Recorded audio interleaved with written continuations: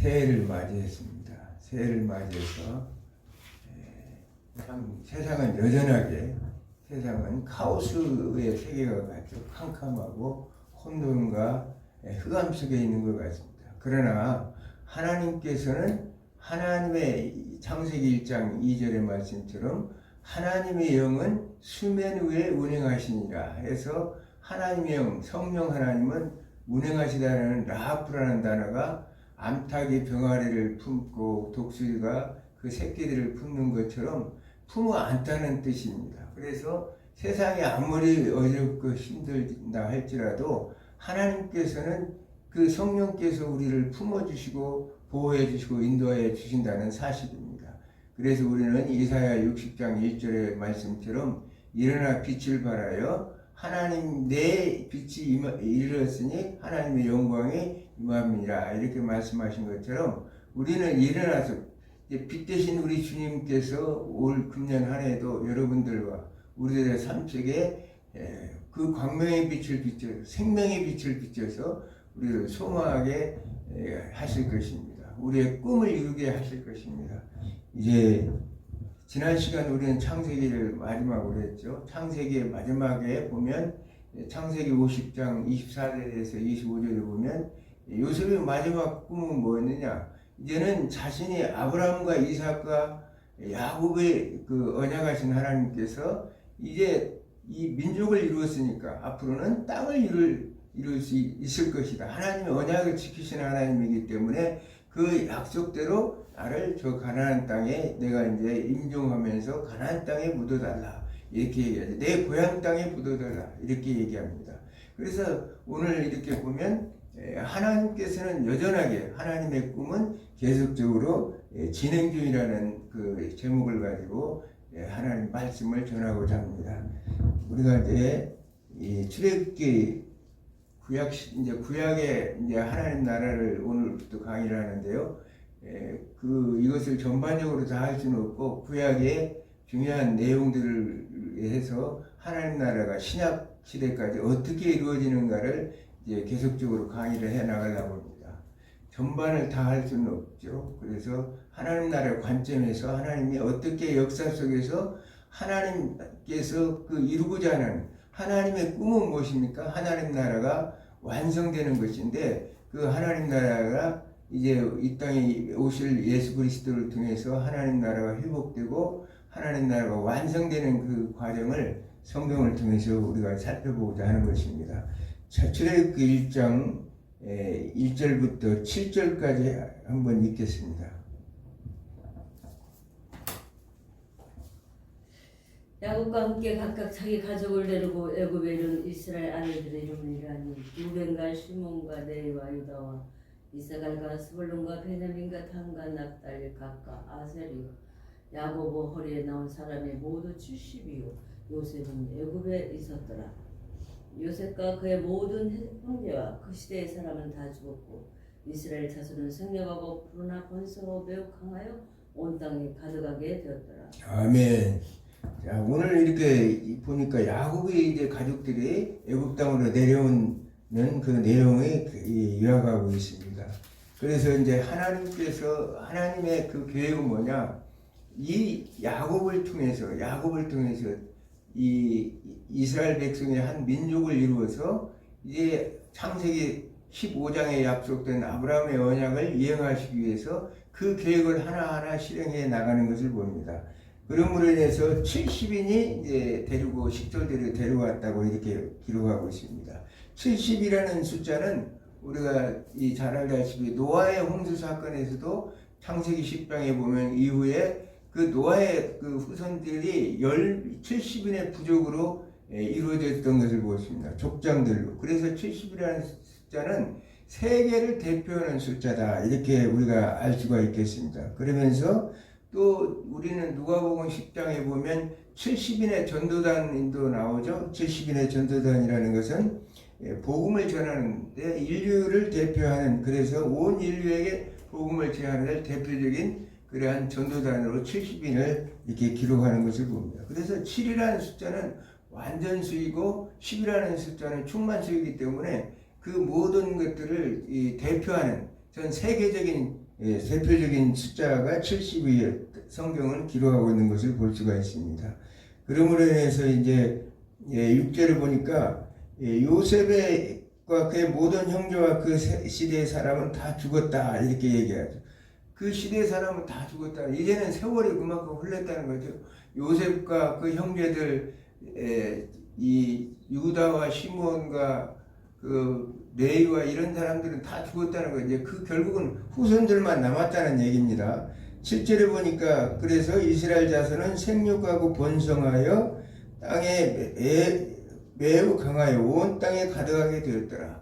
창세기 1장 28절의 말씀처럼 하나님께서 생육하고 번성하여 땅에 충만하도록 이스라엘 백성들을 그렇게 했다는 거예요. 그 배경에는 어디가 있어요? 바로 요셉이 그 모든 것들을 잘 살 수 있도록 자신의 후손들이 그곳에서 번성할 수 있도록 그 모든 환경을 조성했고 그것을 이제 인도하신 분은 바로 여호와 하나님인 것을 봅니다. 그러므로 인해서 우리가 창세기 9장 1절에서 7절에 1절과 7절에는 창조 보존 언약에서도 생육하고 번성하여 땅에 충만하라고 이렇게 말씀하시죠. 그래서 민수기 우리가 1장의 46절에 보면 이제 출애굽을 당시에 이스라엘 백성들이 숫자가 60만 3,550명이나 된다. 그러니까 70이 내려가서 수백 년 사이에 무려 한 200만 명이나 되는 숫자를 인구가 되었다는 것은 대단한 놀라운 하나님의 축복이라 할 수가 없어요.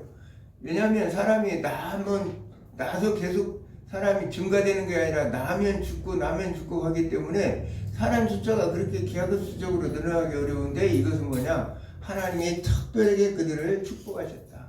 그러면서 이제 그 토대를 누가 만들었느냐? 요셉이 총리를 있으면서 그 절대 왕권 국가를 만들었다고 그랬죠. 재정 정책을 다 잘해서 그래서 이제 7년 풍년과 7년 흉년 사이에 이 애굽에 있는 많은 사람들과 또 그 다음에 자신의 가족 식솔들과 또 고대 근동 사이에 있던 많은 나라의 백성들까지 그가 재정정책을 잘 함으로써 결국은 튼튼하게 모든 기반을 다 쌓아두었다는 사실입니다.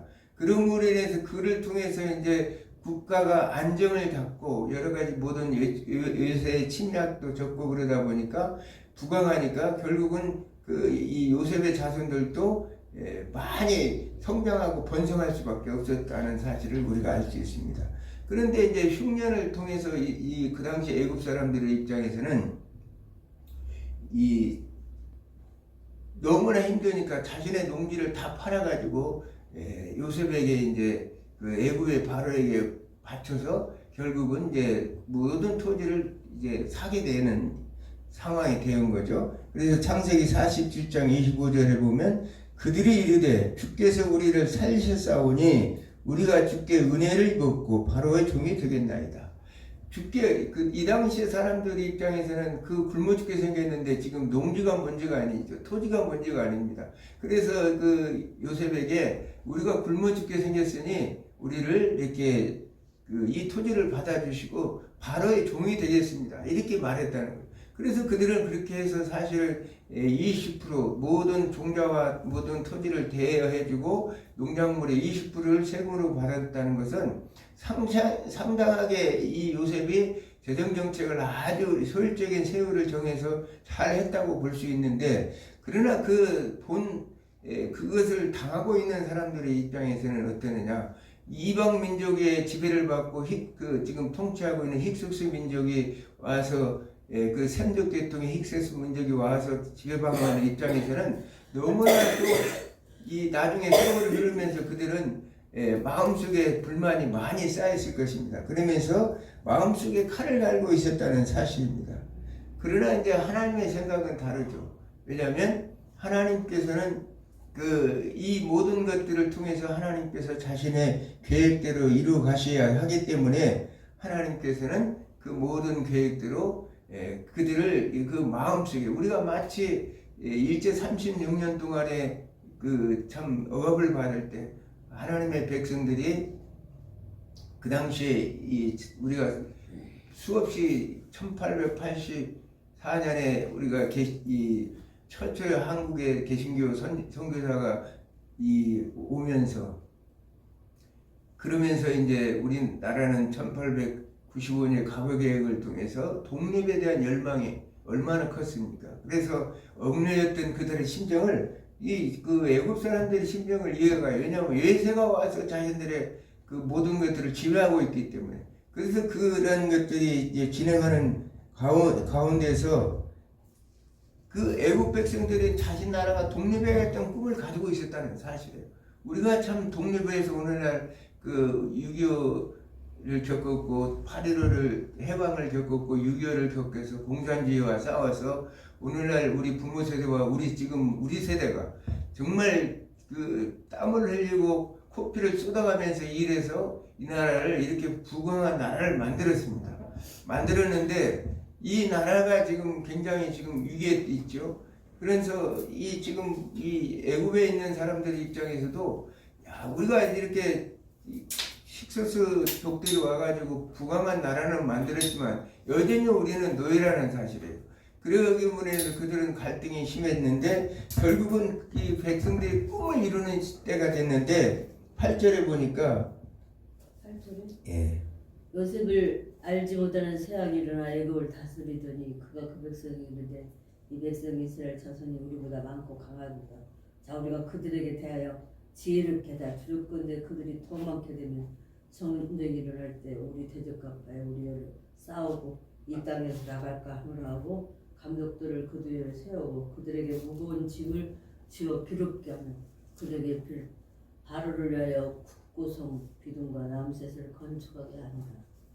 그러나 학대를 받을수록 더 번성하여 퍼져나가니 애굽 사람이 이스라엘 자손을 만나나 근심하여 이스라엘 자손의 길을 엄하게 시켜 어려운 노동으로 그들의 생활을 괴롭게 하니 꼭 흙 이기기와 벽돌 굽기와 농사 여러 가지 일이라 그 시킨 일이 모두 엄하였더라. 아멘. 자, 이제 요셉을 알지 못하는 왕이 일어났다는 거예요. 그 왕이 누구냐? 우리가 이 애굽의 18왕조라는 이 왕조였던 그 아흐 모세라는 사람이 이제 힉소스 왕조를 무너뜨리고 새 왕조를 일으켰어요. 그러므로 인해서 그들은 이제 그 과거에 마치 지난날 그 과거에 이 노예 생활했던 그 아픔을 극복하기 위해서 그들은 어떻게는 외세로부터 이제는 침략을 한번 당해봐서 각성이 됐던 거죠. 국민들이 계몽이 됐던 거예요. 그러므로 인해서 이제는 더 이상 이제 그런 것으로부터 당하지 말아야 되겠다. 그런 생각을 세워서 이 토목 사업을 많이 했다는 거예요. 그러므로 인해서 국고성을 만들고 여기서 보면 강제로 이제 거기에 따르는 그 일을 하는데 따르는 사람들이 누구였느냐? 일을 시켰던 사람이 과거에는 이 요셉의 치하에서 그 참 잘 먹고 잘 자랐던 그 유대 민족들 이스라엘 백성들이 이제는 거꾸로 노예가 되어서 부역을 시켰다는 사실이에요. 부역을 시켜서 그들이 고난을 당하게 되었다는 사실을 성경은 우리에게 말씀하고 있습니다. 그래서 이 모든 것들을 이렇게 봤을 때 하나님께서 그 이스라엘 백성들에게 이 하나님께서 주시는 고난이라고 생각해요. 왜 그러냐? 하나님께서는 그렇지 않으면은 이스라엘 백성들이 그것을 떠나지 않을 테니까. 우리가 잘 알다시피 바벨론 포로 생활에서도 하나님께서는 이제 이 포로 교환할 때도 보면 그것에 정착해서 이렇게 모든 것을 잘하고 살던 사람들은 그냥 오지 않고 그냥 머물렀다는 사실이에요. 그처럼 마치 하나님의 계획과 꿈은 지금 어떻게 했냐? 저 가나안 땅으로 전진해서 이스라엘 백성들을 그곳에서 진정한 하나님 나라를 세워야 되는데 이제 민족을 이루었기 때문에 땅을 차지해서 나라를 세워서 진정한 이제 신종국가 체제로 발전해 나가야 되는데 그 안주할 수밖에 없기 때문에 사람들이 그곳에 뿌리를 내리고 자리를 잡고 안주할 수밖에 없기 때문에 그들이 우리의 출애굽 과정 속에서도 그들이 항상 하는 말이 애굽 시절이 그리웠다. 그곳에 참 그 고기를 먹고 떡가마를 굽고 그곳에서 이 했던 그 시절이 그립더라 이렇게 말한 것처럼 안주해버릴 수가 있다는 사실을. 그러므로 하나님은 처량한 방법으로 그들을 강하게 힘들게 이렇게 해 나갔다는 사실을 우리가 알 수 있습니다. 그래서 그들에게 굉장한 하나님께서 하나님은 자신의 꿈을 실현해 나가야 하기 때문에 이 고난은 하나님께서 허락하신 고난이었다는 사실이에요. 이스라엘 백성들이 지금 하나님의 꿈은 지금 가나안 땅에 가 있는 거예요. 그러므로 인해서 하나님께서 이제 이 이스라엘 백성들이 고통을 주는데 여기 보면 17절 15절 보면 이하에 보면 애굽왕이 이제 애굽왕이 히브리 선파 십부라라 하는 사람과 부하라는 사람에게 일어나요. 이르되 너희는 히브리 여인을 위하여 태산을 도울 때 그 자리를 살펴서 아들이 그를 죽이고 딸이거든 살려두라. 그러나 산파들이 하나님을 무서워하고 그러나 산파들이 하나님을 두려워하여 애굽왕의 명령을 어기고 남자 아기들을 살린지라. 애굽왕이 산파를 불러 그들에게 이르되 너희가 어찌 이같이 남자 아기들을 살렸느냐. 산파가 바로에게 대답하되 히브리 여인은 애굽 사람 같이 아니하고 건강하여. 산파가 그들에게 이르기 전에 해산하였나이다 하며 하나님이 그 산파들에게 은혜를 베푸시 그 백성에게 매우 강해지니라. 그 산파들은 하나님을 경외함으로 하나님이 그들의 집안을 흥하게 하시니라. 그러므로 바로가 그 모든 백성에게 명령하여 이르되 아들이 태어나거든 너희는 그를 나일강에서 던지고 딸이거든 살려두라 하였더라. 아멘. 자, 오늘 이제 그들이 봤을 때 그렇게 고역을 주고 노역을 했는데도 이스라엘 백성들의 수는 날마다 증가했다는 사실. 오히려 더 이 증가해서 산파들을 시켜서 야 만약에 너희들이 이 여인들이 애를 낳을 때 어린 아이가 여자 아이면 살려두고 남자 아이면 다 이렇게 죽이라 강에 던지라 이렇게 얘기를 명령을 했다는 사실이에요. 마치 우리가 지난날 헤롯 대왕이 이 에돔족 속의 후손인 헤롯 대왕이 이 예수님의 탄생 시에 2살 이하의 어린아이들을 다 죽이도록 명령했던 것을 우리가 연상할 수가 있습니다. 하나님께서는 하나님의 그 귀한 생명, 우리가 창세기 9장 6절에 보면 하나님께서 노아의 홍수 이후에 그 모든 육식도 먹도록 하나님께서 하셨는데 그 피를 먹지 말라 이렇게 명령하셨죠. 그러면서 9장 6절에 보면 사람에게 피를 흘리는 자는 반드시 그 흘린 사람에게 한 사람도 피를 흘릴 것이요. 그 이유가 뭐냐? 바로 하나님의 형상으로 지었기 때문에. 그래서 사람은 함부로 사람을 죽여서는 결코 안 된다는 거예요. 살인이라는 것은 결코 하나님이 용서할 수 없는 게 누구든지 우리 인간은 어떻게 태어나느냐? 하나님의 형상으로 태어났기 때문에 하나님의 형상으로 지음을 받았기 때문에 하나님의 형상이 우리 안에 있기 때문에 그걸 하나님을 대적하는 것과 같기 때문에 반드시 하나님의 심판을 받는 거라고 성경은 말하고 있습니다. 그럴 때 이제 이 산파들이 대단한 것은 뭐냐? 그들은 이제 하나님을 두려워해야 돼요. 하나님을 바로의 엄한 바로보다도 하나님을 두려워하고 하나님을 경외했다는 사실. 그래서 어떤 세속적인 권세와 권력 앞에서도 하나님을 두려워하지 않음으로 인해서 그들은 여기 보니까 20절에 보니까 하나님이 그 산파들에게 은혜를 베푸시고 그 백성은 번성하고 매우 강해지니라.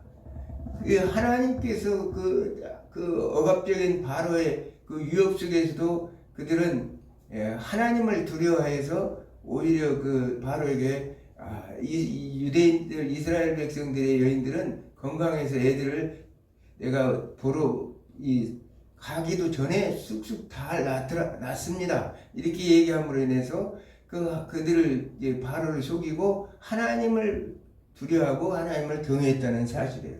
그래서 생명이 얼마나 존중하고 그리고 또 어떤 억압 속에서도 하나님 앞에 굳건히 서는 이 산파의 모습이 그 가정과 그 하나님의 은혜 속에서 모든 것들이 번성번영할 수 있었다는 사실을 알 수 있습니다. 그럴 때 이제 하나님께서는 지금 이럴 때 하나님께서는 어떻게 하시냐? 바로 모세를 준비하세요. 모세를 준비해요. 이 어려운 시대에 하나님께서 반드시 하나님께서는 모세를 준비하십니다. 우리가 지금 상황이 이렇게 어렵습니다. 이런 어려운 상황 속에서도 하나님은 누구를 준비하냐? 바로 여러분을 준비해서 이 나라, 이 민족을 구할 지도자로서 여러분들을 선택했다는 사실이에요. 여러분들이 바로 하나님의 형상을 입은 하나님의 영적 지도자로서 이 나라를 구출해 나갈 그런 믿음의 일꾼들이라는 사실을 알 수가 있습니다. 그러면서 2장 보니까 2절에 보니까 그 여자가 임신하여 아들을 낳으니 그가 잘생긴 것을 보고 석 달 동안 그를 숨겼으나, 자, 석 달 잘생긴 걸 봤다. 여기서 잘생겼다는 얘기는 히브리어라는 얘기는 히브리어는 토브라는 단어입니다. 토브라는 단어는 선하다, 아름답다는 이 단어를 쓰고 있어요. 그래서 모세가 태어났는데 아주 선하고 아름답다고 보였다는 거예요. 여기서 이 아름답다는 뜻은 뭐냐? 그 그리스적 이런 어떤 아름다움으로는 심미적인 것 아름다움이 아니라 히브리적 아름다움은 관계적 아름다움을 얘기하고 있습니다. 하나님의 선, 아름다움은 윤리적 개념이 아니라 하나님과 사람과의 관계, 사람과 사람과의 관계, 사람과 자연과의 관계적 그런 아름다움을 얘기한다는 사실입니다. 모세의 아름다움은 관계를 회복시키는 아름다움이었다는 사실이에요. 그러므로 해서 그가 이제 두려워서 이제 모세를 결국은 숨길 수가 없게 되매 그를 위하여 갈대 상자를 가져다가 엽전과 나무 잔을 칠하고 아기를 거기 담아 나일강 길가에 두고 이렇게 얘기하고 나일강에 띄웠다는 거예요. 갈대 상자. 여기서 이제 이 갈대 상자는 테바라는 뜻입니다. 테바. 모세라는 뜻에서는 물에서 건졌다는 뜻이고 갈대 상자는 테바라는 뜻이에요. 이제 숨길 수가 없기 때문에 죽이라고 그랬는데 숨길 수가 없어서 갈대 상자에다가 했는데 테바라는 단어는 뭐냐? 노아의 홍수 때 방주가 테바예요. 그래서 이 갈대 상자의 특징은 뭐냐? 그 노를 젓는 그 키가 없다는 사실이에요. 그래서 이제 인도하는 대로 물길 따라가는 수밖에 없어요. 이 말씀은 하나님께서 인도하는 길밖에 없다. 하나님께서 먼저 그 길을 인도하신다는 사실을 이렇게 말씀하고 있습니다. 우리가 하나님께서는 우리가 나아갈 때 먼저 앞서서 저희들 우리보다 먼저 가셔서 길을 인도하시고 우리 뒤에 따라오시면서 또한 우리가 지치고 힘들 때 그 모든 것들을 뒤에서 다 수습하시면서 패러독스하게 하나님의 역설적으로 우리를 선하게 바꿔서 우리가 지치고 힘들고 어려울 때 우리의 삶을 선하게 하나님께서 합력하여 선을 이루어서 바꿔서 하나님의 뜻을 이루어가는 인도해 나가는 것처럼 오늘 지금 모세가 그런 지금 역할을 그런 일을 당했다는 거예요. 그래서 우리가 잠언서 16장 우리가 잘 아는 구절처럼 사람이 마음으로 자기 길을 계획할지라도 그 길을 인도하시는 분 여호와 하나님이시니라 이렇게 말씀하시는 것처럼 하나님께서 지금 모세를 인도했다는 사실이에요. 그러면서 그 유모를 찾는데 이제 그것을 바로가 나오죠. 바로의 공주가 나오죠. 바로 공주가 누굽니까? 바로 우리는 그 당시에 이제 여러 학자들의 학설이 있습니다. 그러나 이제 바로 하투추스라는 그 여왕기도 얘기도 하고 역대상 4장 18절에 보면 바로 공주 미디아라는 용어가 바로의 공주 미디아다. 그래서 출애굽 당시에 어떤 학자들은 출애굽 당시에 같이 모세와 같이 따라서 출애굽을 해가지고 모세를 끝까지 이렇게 따랐던 이 공주가 아닌가 이렇게도 말씀하시는 분이 있어요. 그것이 중요한 것이 아니라 여기서 하나님께서는 이 바로의 공주 아까 모세가 선하다는 얘기는 관계적 성질을 말한다고 그랬죠. 그 아름다움이라는 것은 하나님의 그 바로의 공주의 마음을 그 감동시켜서 나일 강가로 인도해서 그를 봤을 때 이 소년이 아름답다, 아기가 아름답게 생각했다는 사실이에요.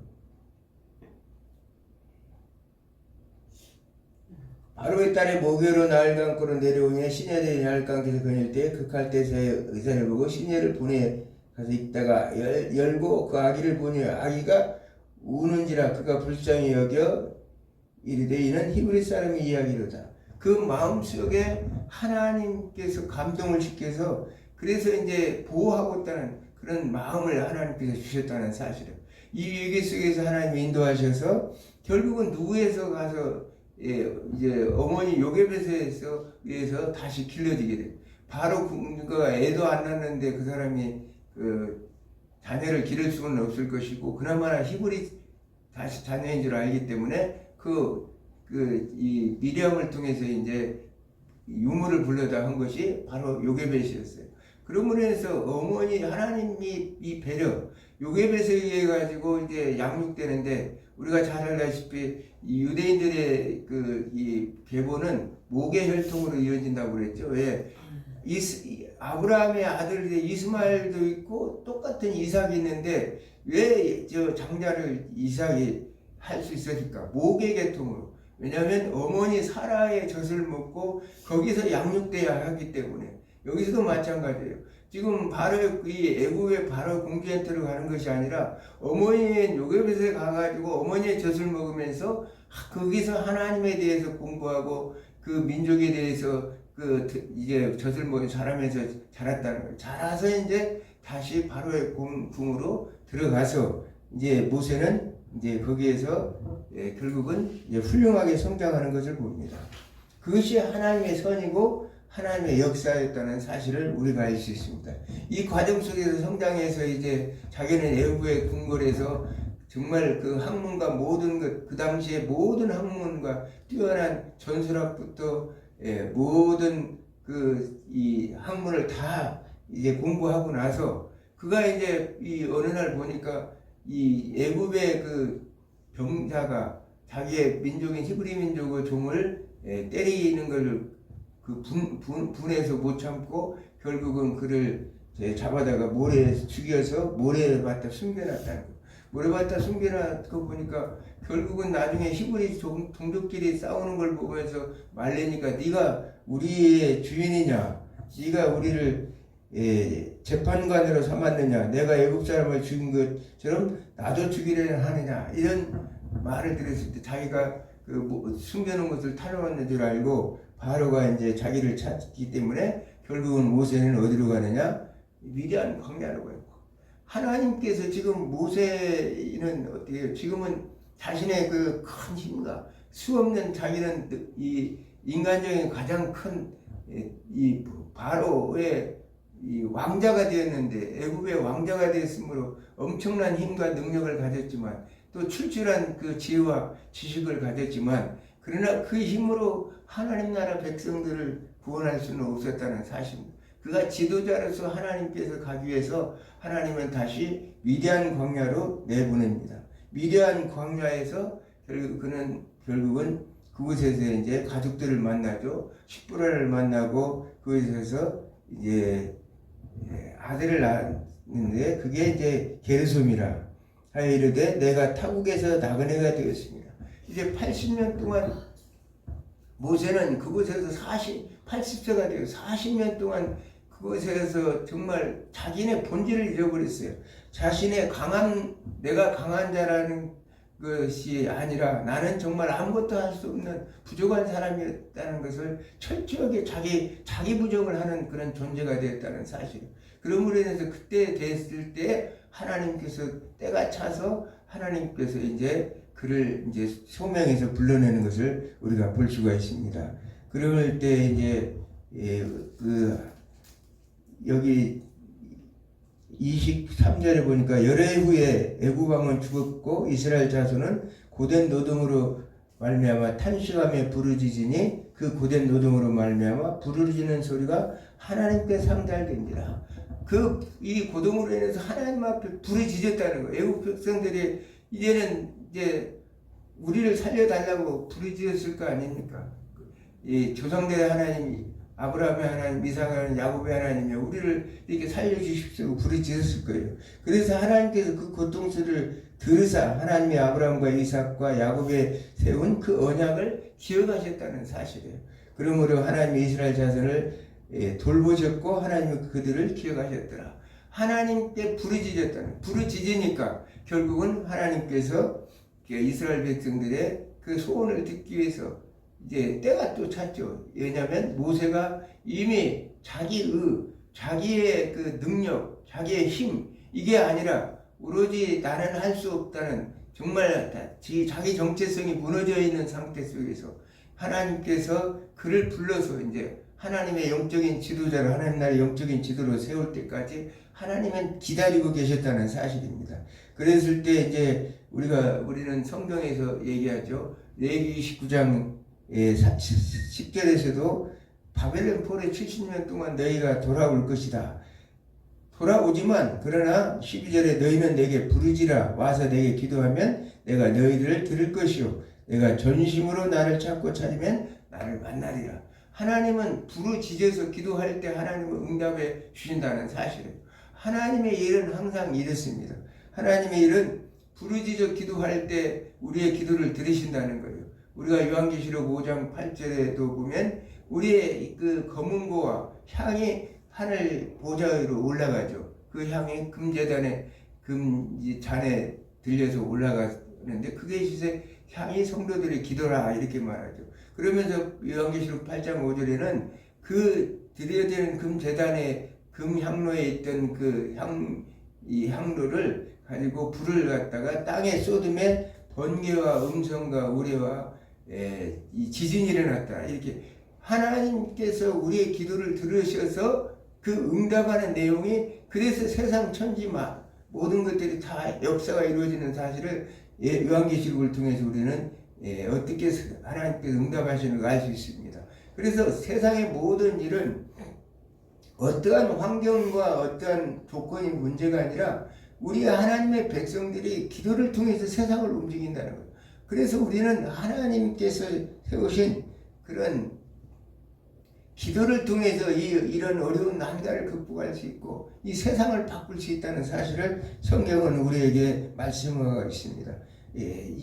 지금 모세는 강한 자에서 약자로 금수저에서 흙수저로 바뀌어 있어요. 그럴 때 하나님이 쓰셨다는 사실. 우리가 비록 연약하고 힘들고 이 환경 속에서 지금 상당히 어렵습니다. 지금 온 나라가 지금 힘들고 어려운 이런 상태에 있어서 하나님은 우리의 기도를 원하고 있어요. 아멘. 여러분들의 가정과 여러분들의 삶이 여러 가지 공표할지라도 그 모든 것들은 하나님께서 우리에게 기도를 요구하신다는 거예요. 그러므로 해서 세상을 바꾸고 우리 자신을 바꾸고 우리 가정을 바꾸고 이 삶을 바꿀 수 있다는 사실을 성경은 오늘 또 하나님께서 역사하십니다. 하나님의 꿈은 계속적으로 이루어져 가고 있어요. 지금 이 나라가 지금 여러 가지 어렵고 힘듭니다. 어둠의 세력들이 꽉 차 있어요. 지금 이렇게 아까도 얘기했지만 우리 부모 세대와 우리 세대가 정말 이 코피를 쏟아가면서 이루어 나온 이 대한민국, 자유 대한민국이 지금 무너지고 있는 그런 위기에 있습니다. 어둠의 세력들이 꽉 차 있어요. 사탄의 세력들이죠. 하나님을 대적하는 세력들이에요. 그들을 반드시 우리의 기도로 물리쳐서 저 수없이 많은 광장에서 부르짖어 기도하는 사람들의 외침과 여러분들이 각자 어디에서 하나님 앞에 부르짖는 그 기도를 통해서 이 나라가 다시 광명한 빛 가운데로 인도할 줄로 저는 믿습니다.